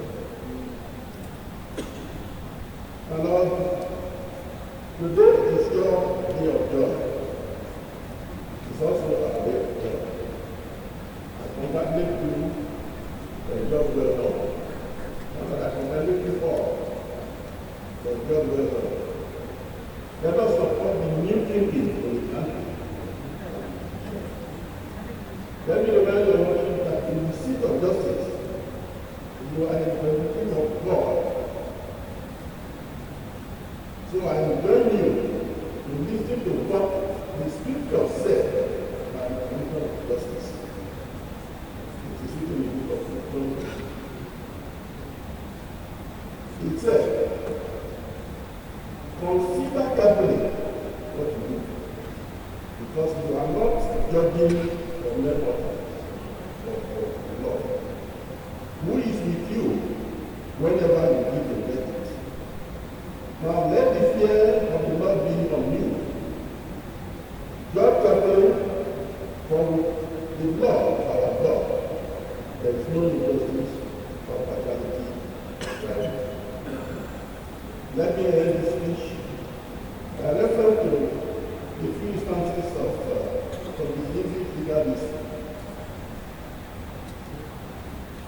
The one is on the standard expected of judges and lawyers. On the standard expected of lawyers, I'll give an example. Whether they are bar or the bench, the lawyer has the case I'm going to refer to is the case commonly referred to as the Briggs Canal. The actual case name itself is Jimenez versus Grand Junction Canal. It was reported in 1852. 3 House of Law report page 759. A very fine English judge, Lord Cotland, was Lord Chancellor of England, that's Chief Justice of England. He held just 92 years in the company called Briggs Canal, Canal. It was a joint venture company with numerous federals. He served over a case in which the plaintiff in the case are referred to sued the company. Justice Cotland had the case and delivered his judgment in favor of the company. On appeal, his judgment was upheld as being sound. Somehow, it became known after the judgment that he had 92 shares in the company.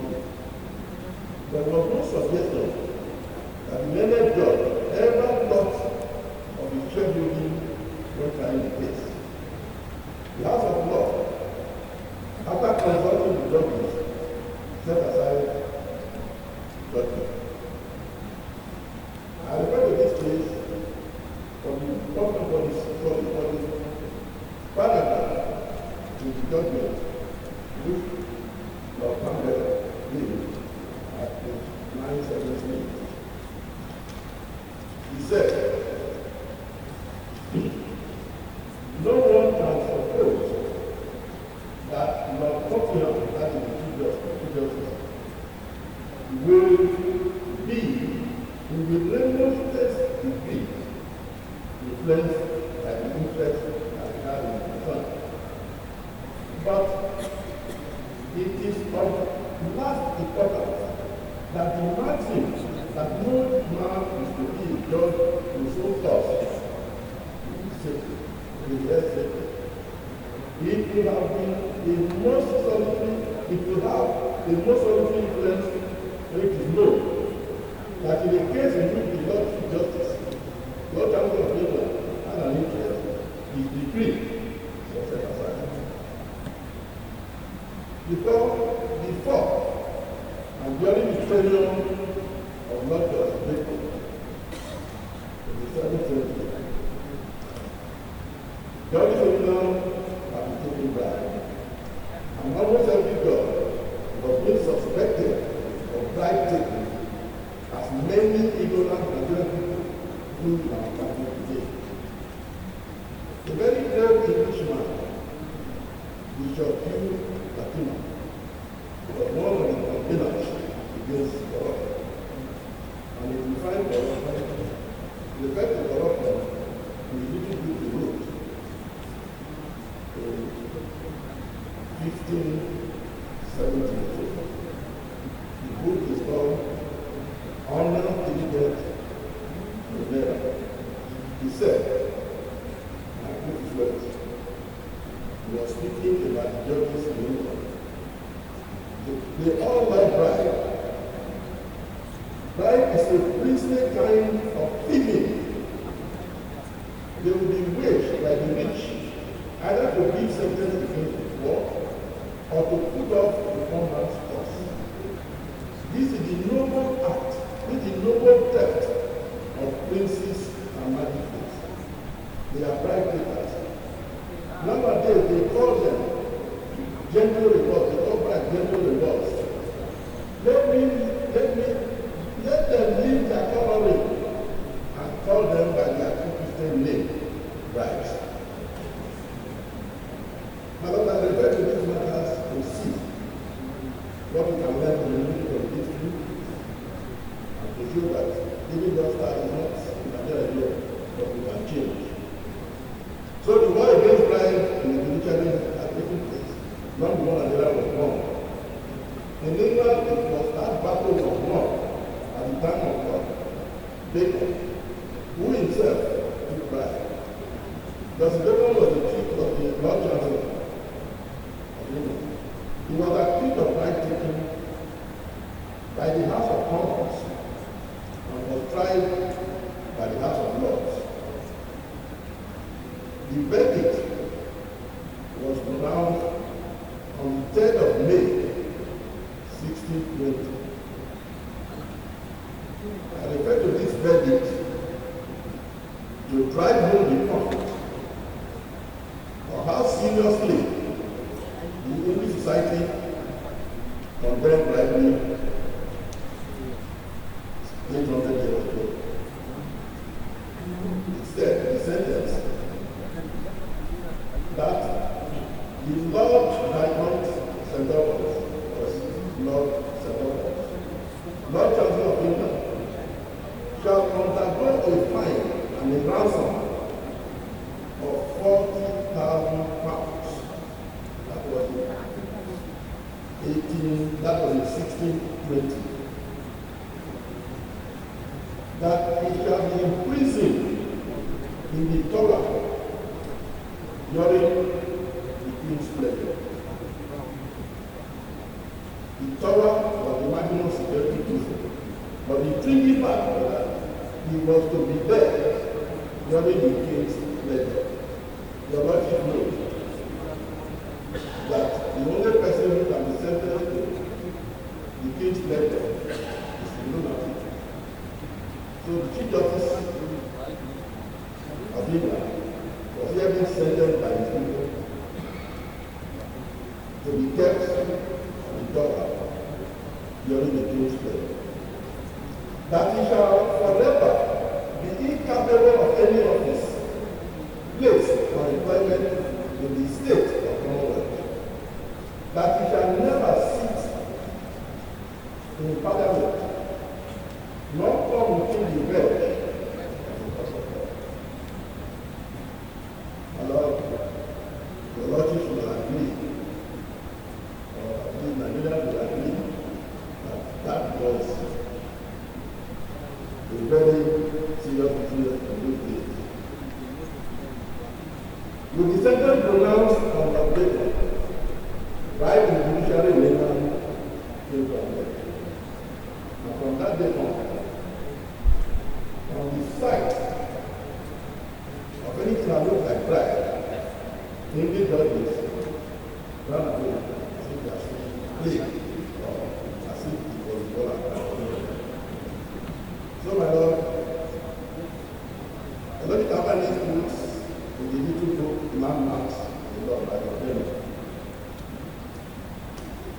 And Lord, once more, I congratulate your Lordship for your job. If your Lordship are not done this, we will not be here. So, thank you. Thank God.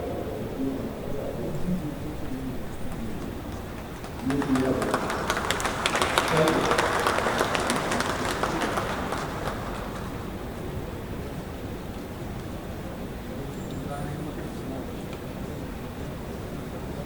And now call from the President of the Bar, Honorable Mahmoud Hussein, to give us his speech.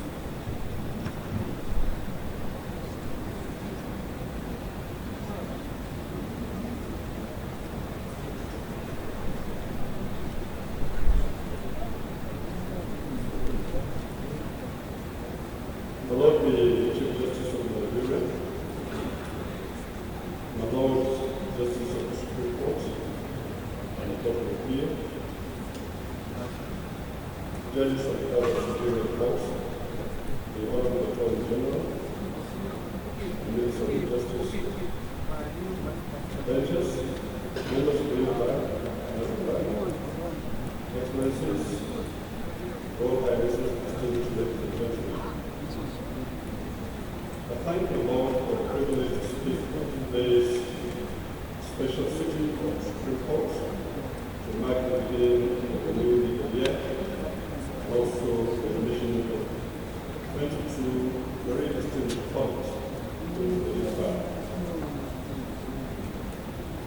This is the first time I will be preparing for this court in my capacity as the President of the Bar Association. Therefore, we will thank the Lord for the Chief Justice of Nigeria and indeed other justices of this court for the congratulatory and good messages sent to me on my election. It is customary to use this occasion to reflect, take stock, and chart the way forward for the coming year, not only for this court, but indeed for the legal profession and the administration of justice in general. It is therefore appropriate for me to make some statements on behalf of the bar. But first, to our new members of the bar. Let me begin by congratulating our distinguished colleagues on their elevation to the rank of senior advocates of Nigeria and admission into the bar. I extend our felicitations to all of you, your families and associates. This is indeed the mark of professional excellence, and each and every one of you richly deserves. You have all made the relevant marks in your various areas of endeavors as legal professionals. You now share with other leaders of the bar the burden and responsibility for professional leadership with the rank of SAN holders. For your lead position, your role model as part of the profession, the rank of aspiring with some notion of quality assurance, our fellow country men and women in respect to the new provision of legal services with high standards of excellence. Legal practice has always had business sideways. We must recognize, however, that if the idea of the award of the rank every year is merely to grant commercial advantage over other colleagues, then there cannot be any justification for it. I must therefore remind us on this solemn occasion that there are 8 responsibilities that accompany this right. The responsibility to promote justice delivery to fellow citizens on the basis of the highest ethical and professional standards. There is a solemn duty to mentor, groom, and develop legal members of the bar who will carry forward the rich traditions of the legal profession. For the duty to promote independence and integrity of the legal profession. We must recognize that the prosperity of this country depends, amongst everything else, first and foremost, on our ability to promote the rule of law and guarantee justice and fairness to our communities and our fellow citizens. This is by no means an easy task in a country with such great diversity and several potential fault lines. However, we have every confidence that our colleagues being sworn in today will join other members of the inner bar and indeed other leaders of the profession in the task ahead. My lords, distinguished ladies and gentlemen, let me use this opportunity to commend the Lord the Chief Justice of Nigeria and Chairman of the Legal Practitioners Privileges Committee for the new reforms introduced recently and contained in the guidelines for the confinement of the right of consumer privileges of Nigeria 2016. These demonstrate continued effort to strengthen the rules and guidelines for the award of the rank, to address concerns and enhance the integrity of the process. There has always been a concern that the quest for the award of the rank is partly responsible for fueling appellate litigation and thereby overburdening appellate costs as candidates make concerted efforts to achieve the required number of appearances before appellate courts. The new guidelines appear to respond to this by putting more emphasis on child quality. We commend your worship for this improvement. The Nigerian Bar Association, however, would like to have a greater say in the composition of the LPPC. We note with concern that the present composition of the body will not directly input from the bar. We suggest that the representation of the bar on the committee should be a nomination of the Nigerian Bar Association to the Chief Justice of Nigeria. It would also not be out of place to suggest that the President of the Nigerian Bar Association should be a permanent member of the committee. I'm confident that greater involvement of the NBA in the process will further strengthen and enhance the credibility of the exercise.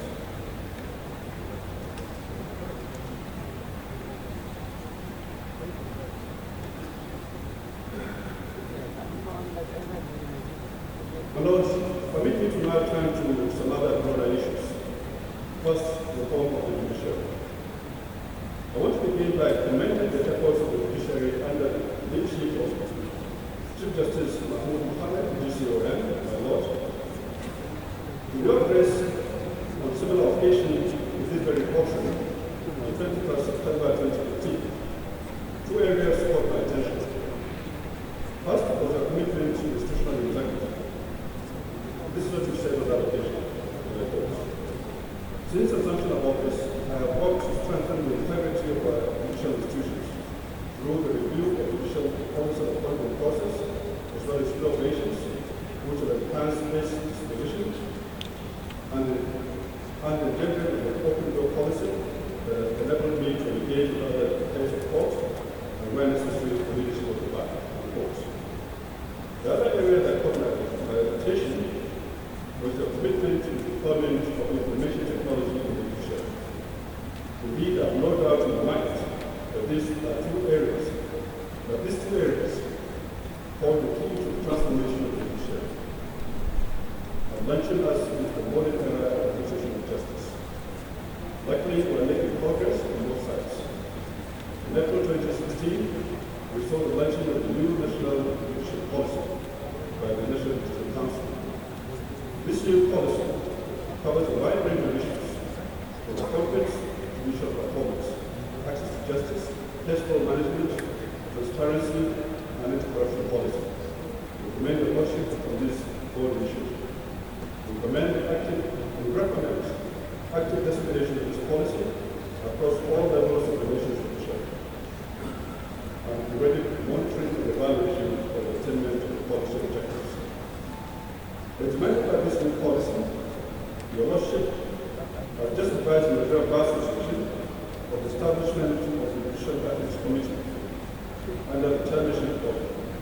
Honorable Justice Idris Lego, DCOL. We commend this initiative and urge that the representation of the bar and the committee is increased from the current 2 out of 10 to a more sizable number. In addition, we recommend that some public interest representation be refused into this committee. Besides being in keeping with the Lordship's open door policy, public interest representation can enhance public confidence in the activities of the judiciary, especially in the critical area of judicial ethics. With regards to information technology, the Nigerian Bar Association believes that the deployment of technology holds the key to the future development of the judiciary. It has the capability to improve access to justice, efficiency, and transparency.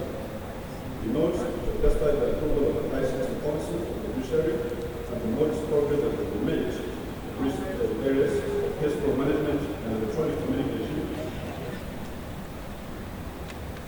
more importantly, the implementation needs to drill down to the state office. It's important that progress be made at all levels of the judiciary. Reform of the bar. My Lord, distinguished ladies and gentlemen, it is not only the judiciary that requires reforms. Indeed, the bar is an eminent candidate for reform. I'm referring to the reform of regulation of the legal profession. The recent public concern about the profession has caused many of us to think deeply on the current state of the legal profession and indeed how the profession is being regulated. We realize that there is an urgent need to interrogate the entire architecture and regulation of the legal profession. This is imperative if the legal profession in Nigeria is to be raised to sync with the current international standards for regulation of the profession. Many countries, for instance, are moving away from the current model of self-regulation. A few have strengthened their bar associations and law societies to combine both the representative functions and the regulatory function.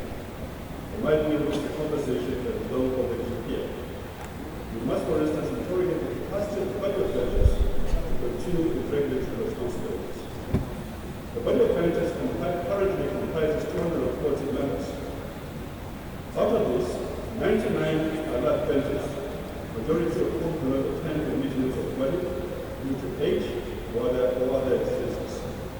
72 are state chief judges and the police judges. The Nigerian Bar Association has 30 members.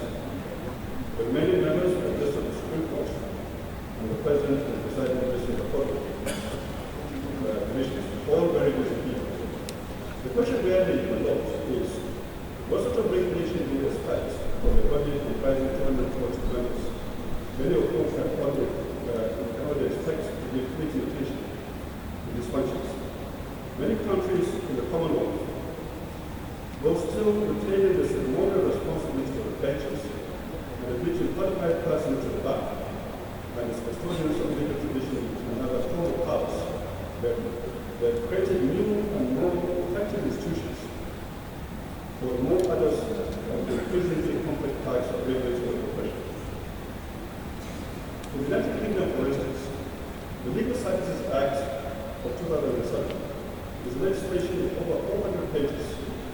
It defines the regulatory objectives to be achieved in the regulation of legal professions in the United Kingdom and establishes the Legal Services Board, the ethics regulator, and the Bar Council and the Solicitors Regulation Authority, having a specific role of regulating barristers and solicitors respectively. My postulation holds that unless we take important emerging decisions, the legal profession in Nigeria will lag behind its other contemporaries in Africa and indeed internationally. The legal profession will be key to the next phase of Nigeria's development. Effective regulation of the profession is an absolute prerequisite for the development of the profession. I'm proposing to summon the high-level bench body the summit later in October this year to consider these amongst other important matters affecting the profession, including legal education. I will be counsel and support of your lordship in this process of consultation and consensus building for the direction to move the legal profession in the coming years. My installation. My Lord, let me use this opportunity to reassure your lordship of our commitment to a cordial relationship between the bar and bench, and under the leadership of the NBA. I'm aware that my immediate predecessors worked very hard to maintain a good relationship with BET and revealed tremendous cooperation from your lordship and indeed your own predecessors in office.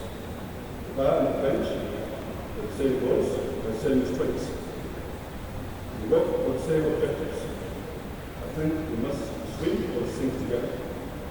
On our own part, we will continue with strong advocates of greater independence of the judiciary. We champion its cause, regard its reputation jealously. But that means we will fight even those within who seek to undermine its reputation. Let me reiterate what I said in Port Harcourt during our last conference in my local address on the 26th of August 2016. For the reform of the judiciary, NPA will advocate for urgent reforms that reposition our judiciary and equip it to play its future role. A clean, efficient, knowledgeable, effective, and transformative judiciary is at the foundation of building an orderly, peaceful, and prosperous society. It is the only way we can guarantee the rule of law and an egalitarian society for our people. The notion that a judge will be bribed by either a lawyer or a litigant is completely obnoxious and unacceptable. Many countries it's unthinkable, at least recently. The NBA under my watch will fight judicial corruption, will also make the legal profession unattractive for corrupt lawyers. We will ensure that the NBA does not become a sanctuary for miscreant lawyers and courts. Although we are willing to explore other areas for enhancing the cooperation between the bar and the bench in the overall interest of the legal profession and the nation's judiciary. I cannot conclude this address without commenting on the state of the nation. Our country is facing daunting challenges. The primary challenge appears to be the economic downturn. It is officially accepted that by the economic recession. For many Nigerians, this is not a matter of figures or statistics. The hard reality of joblessness, poverty, and inability to meet basic needs.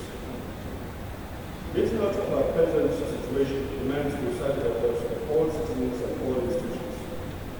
The expectation on the legal profession is enormous. We must demonstrate patriotism and leadership, as well as knowledge and skills. We must work to enhance the confidence in the legal system, promote the rule of law, guarantee protection of the citizens, as well as promote the sanctity of contractual obligations, thereby improving the business environment. As we know, development is intricately linked to the rule of law. Lord Chief Justice, my Lords, distinguished ladies and gentlemen, I want to restate the commitment of the Nigeria Bar Association to promoting the rule of law and entering a new era of economic prosperity for our country. Before I take my seat, let me welcome your Lordships for your invitation and wish you a very successful legal year ahead. To our new service, I want again to say a big congratulations on behalf of all your colleagues in the Nigeria Bar Association. Thank you for your attention and for listening. Thank you.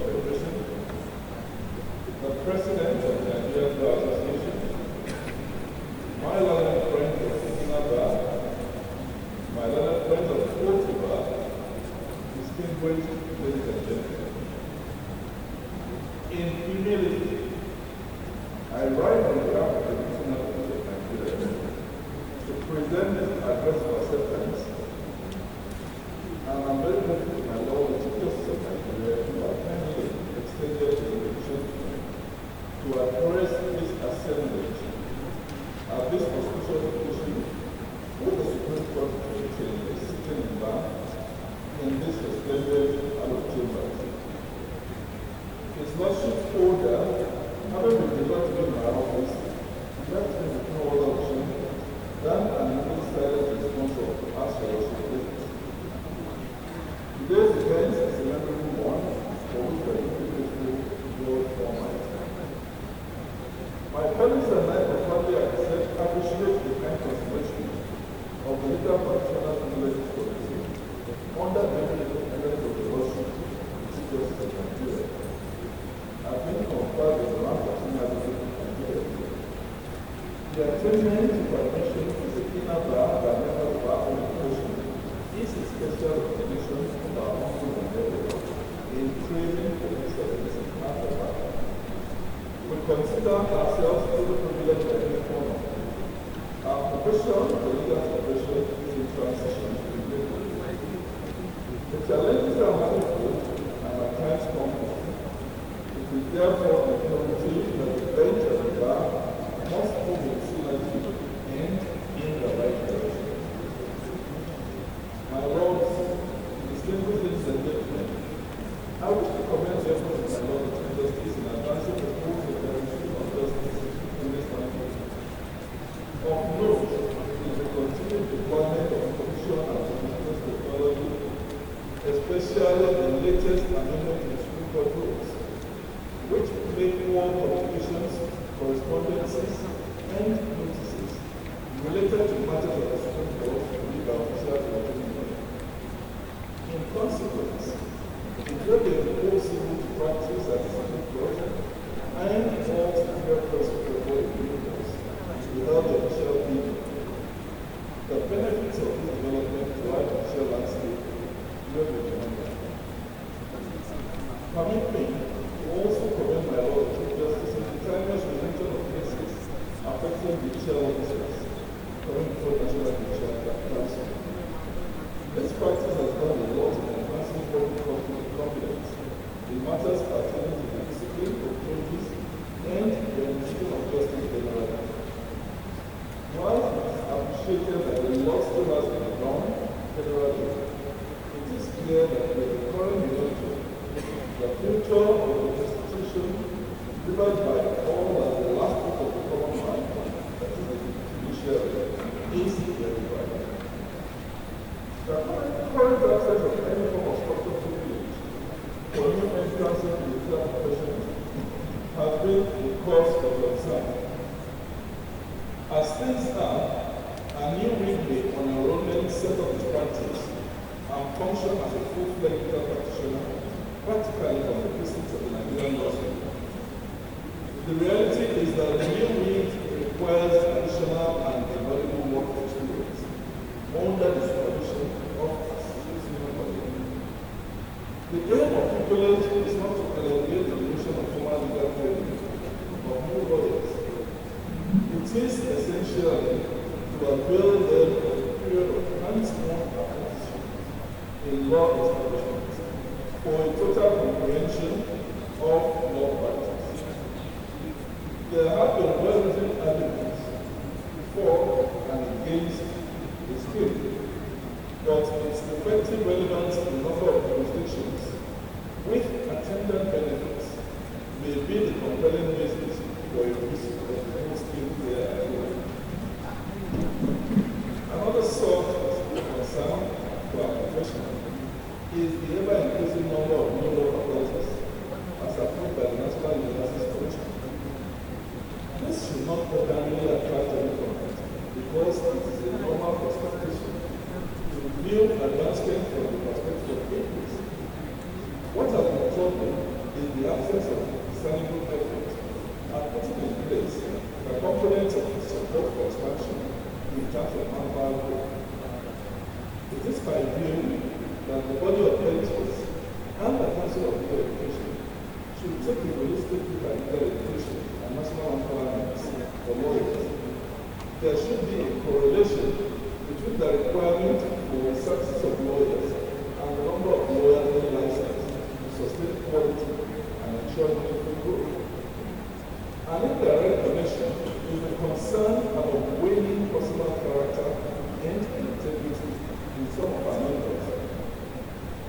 been a subject of national discourse recently. Our noble profession must rise firmly and restore its dignity and beauty as been created to us by our progenitors.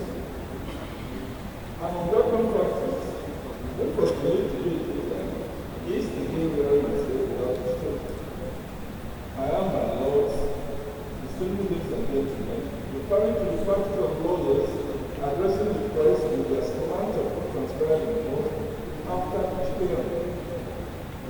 The late Honorable Justice Chukwudiku Okuda, former Justice of this court, in his book, Modern Bar and Policy, admonished that, and I quote it, counsel should never express personal views, confidence, or conviction in this case.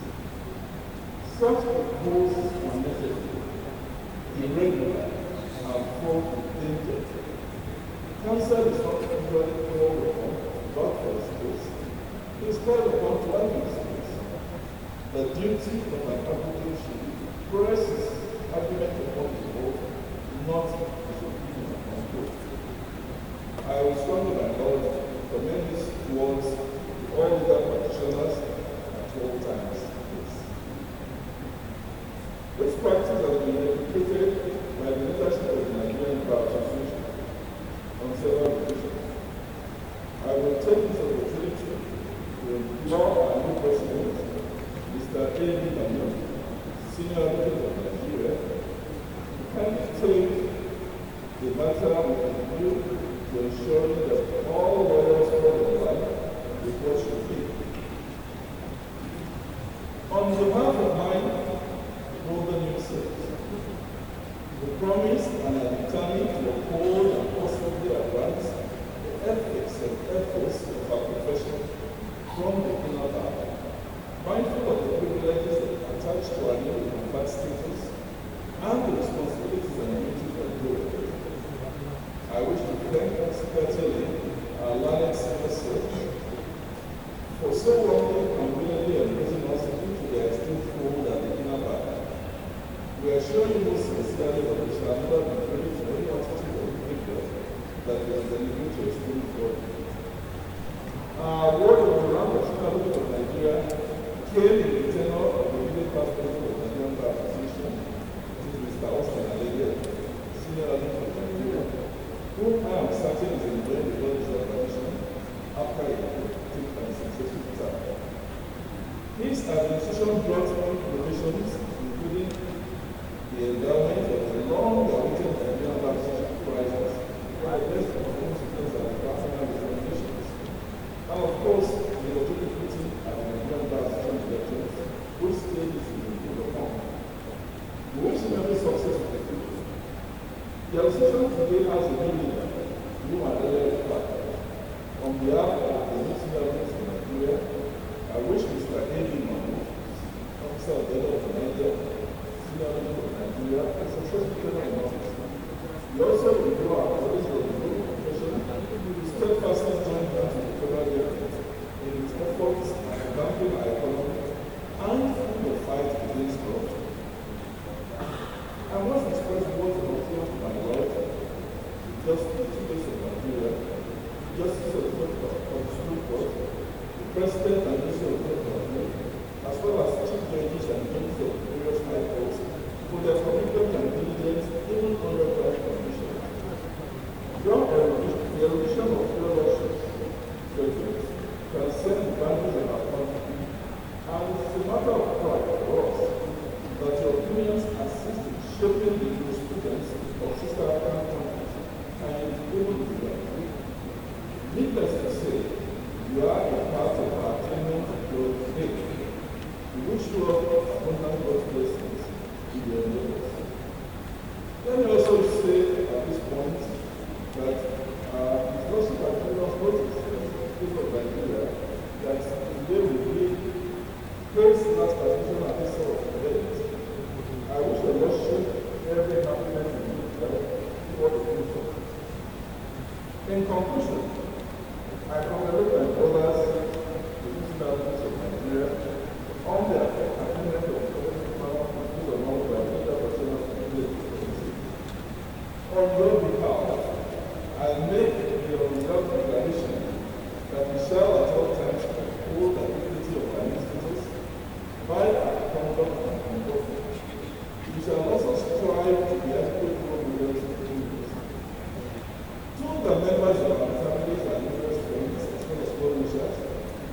thank you all for your love and support.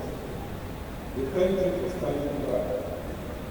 Finally, we thank God Almighty for making today a reality. Wish you all God's other blessings and seasonally baptized. God bless our judiciary. God bless our provision of law. God bless the Lord of the church. I thank you all for listening.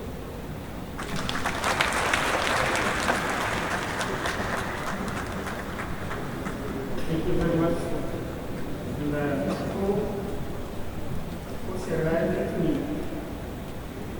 emphasize that this issue of delivery of complete judgments by courts is being taken care of by the National Judicial Council. The matter is already before us. We're handling this. Definitely, all the judges concerned will be investigated and then action taken. Also, I may take this opportunity to thank Excellency Adam Fisher, Governor of the State, attending the course of former Governor of Plateau and Niger State, who are also here. Thank you very much.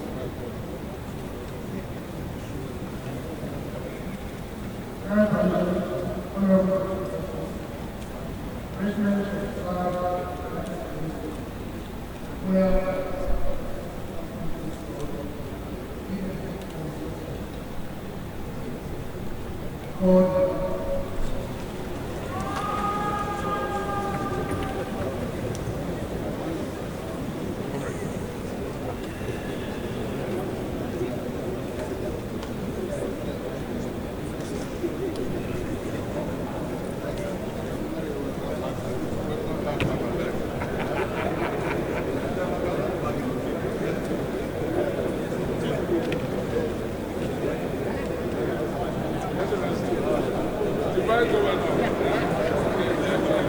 Congratulations.